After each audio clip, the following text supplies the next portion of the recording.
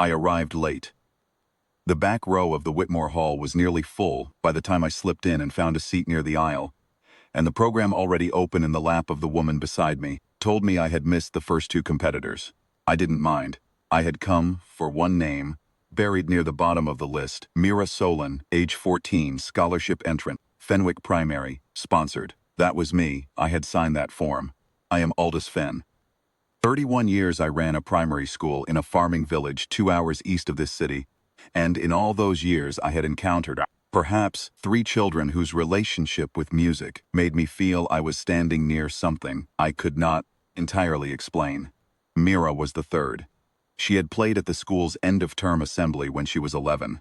Nothing prepared, nothing rehearsed, simply asked on the spot to fill 10 minutes. And she had sat at the old upright in the assembly room and played Schubert from memory, alone, 200 bored parents. And by the time she finished, no one in that room had moved or spoken for 4 minutes. I went home and filled in the conservatory scholarship form that night. That had been 2 years ago. I had not seen her since. She was on stage now, waiting her turn in the far left chair, in a dress that was clearly new, too new, a little stiff, the kind of careful dress a farming family buys once and presses flat the night before. Her hair was braided. She sat with her hands in her lap and watched the stage with eyes that gave nothing away. Director Voss sat at the center of the judges' table, a thick-necked man with silver-rimmed spectacles, and the particular process to some decide the verdict before the evidence arrives. His reputation in this region ran ahead of him like weather. He was a man who believed the scholarship program diluted the competition standard, and he had never been quiet about it. He leaned toward the colleague on his left, and though I was 20 rows back, I saw the shape of the exchange clearly enough. The small tilt of the chin toward Mira, the confidential murmur, the almost smile. The colleague glanced at her, glanced back, and gave the small assenting nod of a man who agrees without listening. I felt something harden in my chest. When the previous competitor finished, a polished boy of 16 who played a Haydn sonata with clean, even hands and received warm, appropriate applause. Director Voss reached for the sheet in front of him, without looking up, and read Mira's assignment into the microphone in the flat tone of a man completing a formality. Mira Solon, Schumann Kinderscenen, Op. 15, complete. A murmur ran around the room. The woman beside me shifted in her seat. Kinderscenen complete. All 13 movements. Was the most demanding assignment on the list, not technically in the way that Liszt or Chopin is demanding, but demanding in a way that is harder to teach. It asks a player to hold an entire emotional world in their hands for 20 minutes, without a single note of it feeling false. It is the piece that exposes children who are playing music and reveals the ones who are living it. Handing it to a scholarship girl from a village school was not a compliment. Everyone old enough to understand the program knew that. Mira stood, walked to the piano, and adjusted the bench. She took one breath, not a theatrical breath, not a performer's breath, just the quiet breath of someone settling into a room they had already decided to trust. And she began. The opening of Kinderscenen is marked von fremden Ländern und Menschen, of foreign lands and people.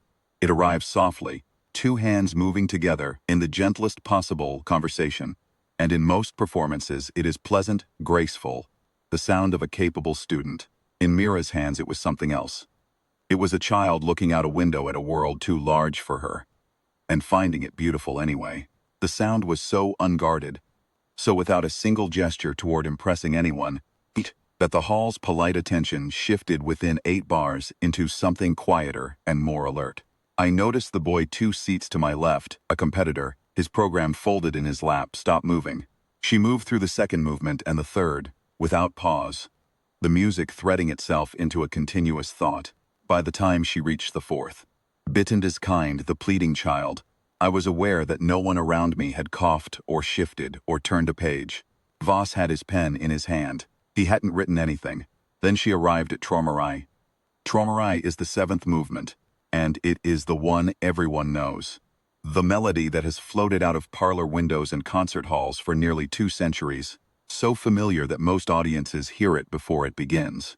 But Mira played it in a way I have never been able to explain to anyone who was not in that She played it slowly, slower than the expected tempo, as if she were giving it room to breathe, and the melody moved through the hall, like something being remembered rather than performed.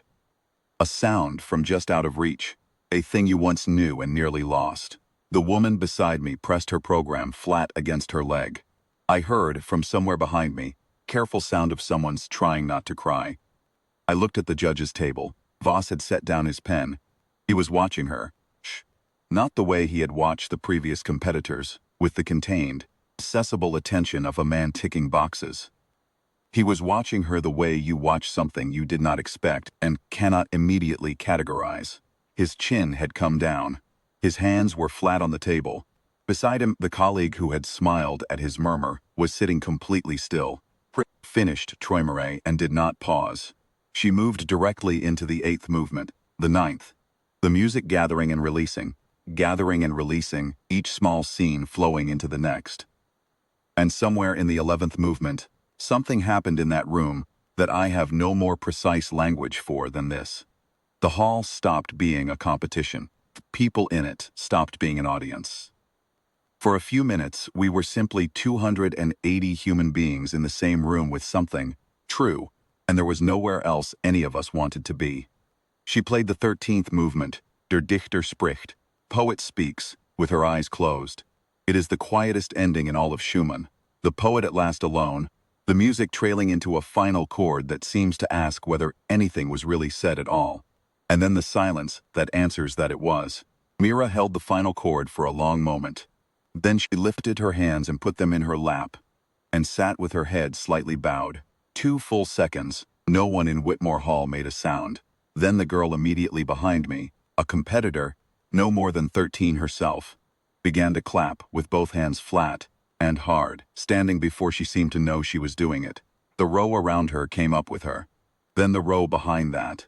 The sound swept through the hall in a wave, and within 10 seconds there was not a person still seated, not the parents, not the competitors, not the attendants at the doors. 4 rows back I could see a man in his 60s, a stranger to me, pressing his knuckles to his mouth and blinking hard at the stage. I looked, last of all, at Director Voss. He was the only figure in the hall still in his chair. He sat with both hands pressed flat on the table before him, and he looked at Mira, who had not yet looked up, who was still sitting quietly with her hands in her lap, and whatever was passing across his face was not the expression of a man who had been proven wrong by a technicality. It was something older and less comfortable than that. It was the expression of a man remembering why he had entered this room at all. Decades ago, when music still cost him something to hear. Then he stood. He rose slowly, with the deliberate weight of a man who does not do things lightly, then placed both hands flat together, raised them to the level of his chest, and pressed them there. A gesture I had only ever seen in this hall once before. In 30 years of attending these competitions, it is not in any rule book. It is simply what certain people do when they have heard something they will not hear again. Mira looked up. I do not know what she saw when she looked at that room. All of it on its feet. All of it turned toward her. A girl in a new pressed dress from a village school 2 hours east. But I saw her face, and what was on it was not triumph. It was something much quieter than that. Something that looked from where I sat like relief. I have thought about that afternoon many times since. I think about the form I filled out at my kitchen table, the name I printed in capitals, the envelope I sealed and posted on a Wednesday night. I think about the piece Voss handed her to break her, and how she walked to that piano and played it as though she had been carrying it her whole life, waiting for a room large enough to set it down. Some doors open, some music finds its room, and sometimes the man who built the wall is the one who cannot move when it comes down.